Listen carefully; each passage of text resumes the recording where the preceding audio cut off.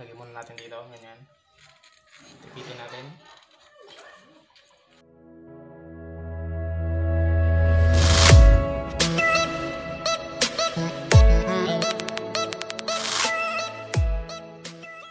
So, what's up guys? Sa video ko na to ay tuturo ko naman sa inyo kung paano ako magpalit ng belt ng ito lamang ang ginagamit na tools. So, handa na ba kayo?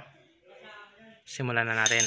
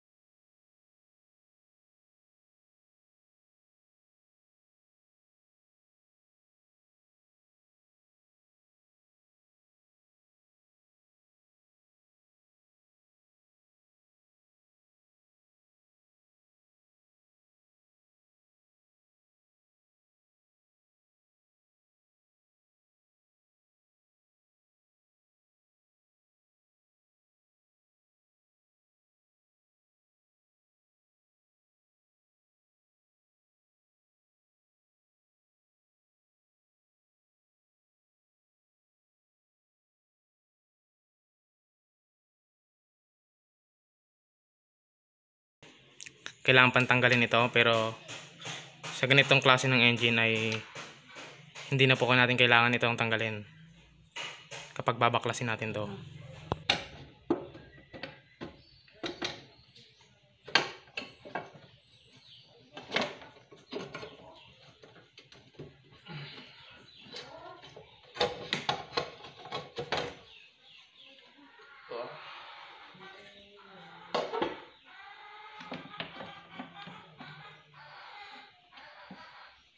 So ngayon po, i-demo ko lang sa inyo kung paano tanggalin itong belt at ibalik.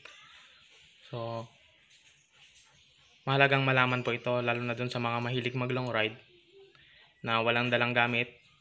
Siyempre hindi maiiwasan na maputulan ng belt. So kailangan nyo itong malaman. So ganito, ipitin lang natin to. Yan. Hanggang sa bumaba yung belt sa gitna.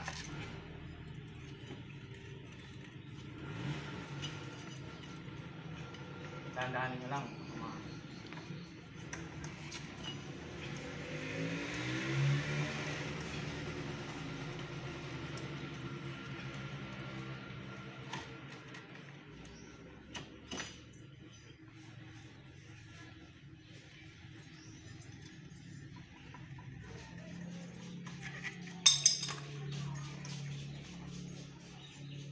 So, yan.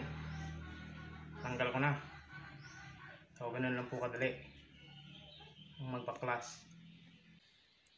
At kapag nabaklas po yung ating belt, wag po natin gagalawin to o papaandarin natin. Wag natin papaandarin yung makina dahil sasakit talaga yung ulo nyo. So ito, balik na natin. So ganun pa rin. Lagyan muna natin dito, ganyan. Tipitin natin. Hanggang sa bumaon dun sa loob.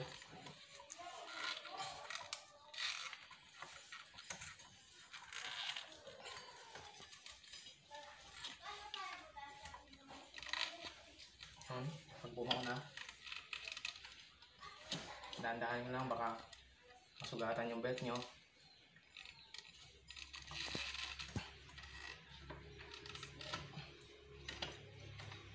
Yun, nabalik na natin ng kahirap-hirap. So anong gagawin natin sunod? Iikutin lang natin to.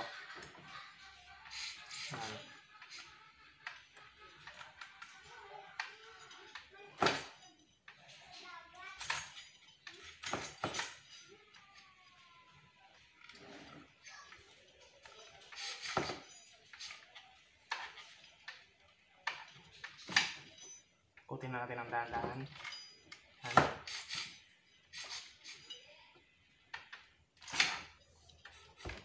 Sa bumalik to sa taas. Ayan.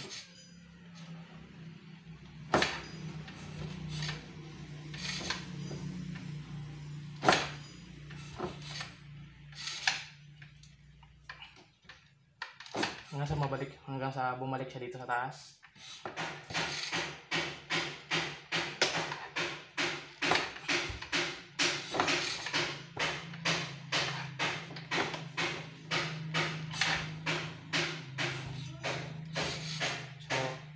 Malalaman natin kung okay na kapag mahigpit na yung belt. Okay, mahigpit na. Testing natin.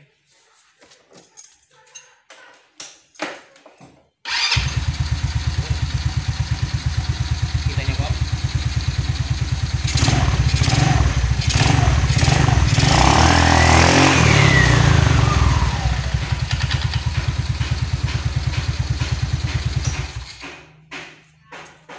So, ganun lang po. Hanggang dito na lang.